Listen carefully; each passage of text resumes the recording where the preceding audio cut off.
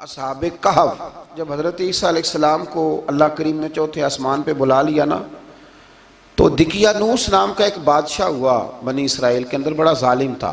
उसने गुमराही फैला दी और जो लोग माज़अल्लाह कुफ्र और शिरक नहीं करते थे उन्हें कत्ल करवा देता था। तो 7-8 नौजवान अपना ईमान बचा के भागे।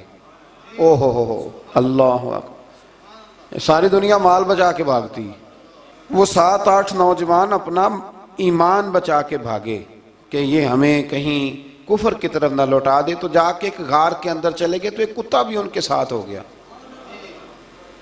उन्हें कुत्ते को बड़े रोड़े मारे कि ये अगर भौंकेगा, आवाज़ निकालेगा तो हम पकड़े जाएंगे, हमने तो छुपना है। पर उसको ना वलियों से प्यार हो गया था। उसने कहा भगाओ जितना मर्जी मुझे, फितरत मेरी है कि मैं भौंकता हूँ, पर जब अल्लाह के वली हों तो फिर मैं अदब करता हूँ। ये कुरानी वाक़या।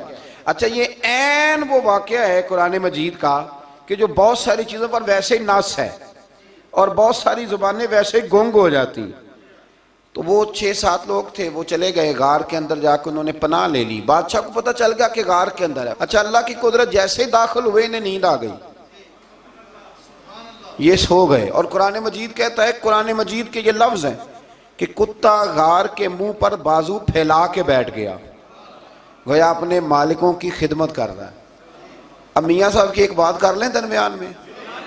मियाँ साहब फरमाते हैं, जिन्हां तना विच इश्क न रचिया, कुत्ते होना थी चंगे, और चलो मालिक देकर राखी कर दे, साबर भूखे नंगे। ये देखो ना कि इतना तो उनके अंदर भी कमाल है।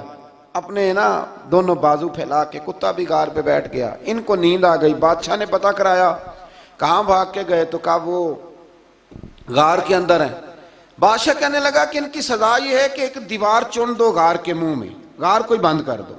जिस बंदे की ड्यूटी लगाई ना गार चुनने की, बंदा बड़ा नेक था, इसको दीवार बनाने का जिम्मा दिया। उसने ना दीवार भी बनाई और एक तख्ती पे ना सब के नाम लिखे, और वो तख्ती एक संदूक में रख के वहां बंद कर दी। और उसी तरह की एक तख्ती, उसके नीचे लिखा कि एक तख्ती इनके नामों की ना मैं माले खजाना में भी बंद कर रहा हूं।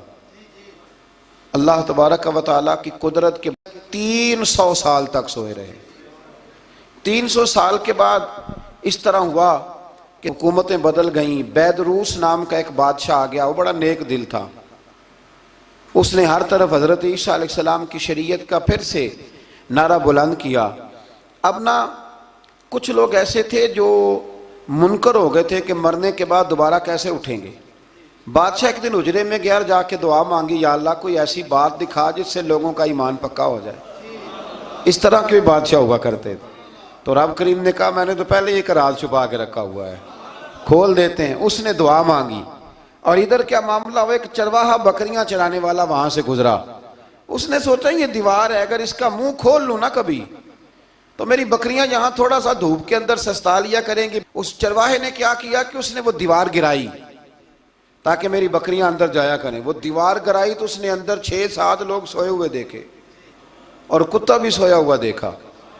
अल्लाह तबारक व तआला अपनी कुदरत से, अपने फजल से उनकी करवटें भी बदलता रहा। अपनी कुदरत से एक तरफ इंसान पड़ा रहे ना तो आज़ा गल जाते हैं, उनकी करवटें भी बदली जाती, मुनासिब रोशनी भी दी जाती और आरत भी। उसने दीवार गिराई तो उनकी आंख खुल गई। एक दूसरे से कहने लगे, आज तो बड़ी गहरी नींद सोए हैं यार, आज तो लंबी नींद पूरी कर ली, चलो भूख बड़ी लगी है, एक दोस्त को भेजो। ये सारा वाक़या कुरान मजीद में मौजूद है, मैं अपने लफ्ज़ों में बयान कर रहा हूँ। जाओ एक दोस्त को भेजो बाजार से ना खाना ले आए, पैसे वही 300 साल पुरानी करेंसी। वो जब नान भाई की दुकान पे गया ना सामान लेने, उसको पैसे दिए तो नान भाई ने हाथ पकड़ लिया, कहने लगा, मियाँ तू किधर से आया, ये कौन से पैसे? उसने कहा, पैसे काहे के, मैं भी सोच रहा हूँ कि हालात बदले बदले हैं, सारे हजरत ईसा का कलमा पढ़ रहे हैं, माहौल और है। उसने कहा, तेरे हाथ कोई खजाना लग गया है।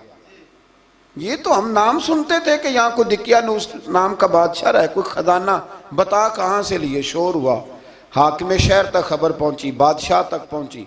उसने बताया कि भाई हम तो दिकियानूस के डर से भागे हैं, कल भागे हैं या आज सवेरे, इतना ज्यादा हमें पता नहीं, कल या आज सवेरे बस ना। इतना सा हमें याद है कि हम गए थे, बहरहाल लोग जमा हो गए, इकट्ठे हो गए, गार तक पहुंचे। अब जो गार के अंदर थे वो पता कहते कहते लगता है हमारा दोस्त पकड़ा गया है। अब पकड़ा गया है तो अब बंदे जमा हो, वो अंदर डर रहे थे, तस्बीह कर रहे थे, अल्लाह को याद कर रहे थे। इधर ये पहुंच गया जब उन लोगों ने ये जीता जागता रब के फजल का नमूना देखा और बादशाह ने कहा कि ये क्या है। संदूक खोला तो उसके अंदर वो तख्ती लिखी थी कि ये इनके नाम है, ये दिकियानूस से डर के भागे हुए हैं, यहाँ ये सो रहे हैं, और इसी की एक तख्ती मैंने फलां जगह भी दफन किया, वो तख्ती भी वहां से निकल आई। अब सब लोगों की आंखों में आंसू आए और सब कहने लगे ला इलाहा इल्लल्लाह, ला इलाहा इल्लल्लाह, ला इलाहा इल्लल्लाह। सब कहने लगे इन्नल्लाह अला कुल्ली शैइन कदीर। जब उनकी बात पूरी हो गई, लोगों के ईमान पुख्ता हो गए, तो असहाबे काफ कहने लगे कि हमें अब इजाज़त है, हम फिर दोबारा गार में जाते हैं। वो गार में गए तो रब ने फिर उन्हें मौत अता फरमाई, नींद अता फरमाई, तोहफा दिया। बादशाह ने फिर उसके आगे दीवार बनाई और वहाँ बादशाह ने एक मस्जिद तामीर करा दी, लोग ज़ियारत करने जाते। ये असहाबे काफ का जिक्र है। अब यहाँ हमारे मुफस्सिरीन ने लिखा है कि वो जो कुत्ता था ना, वो भी साथ ही था।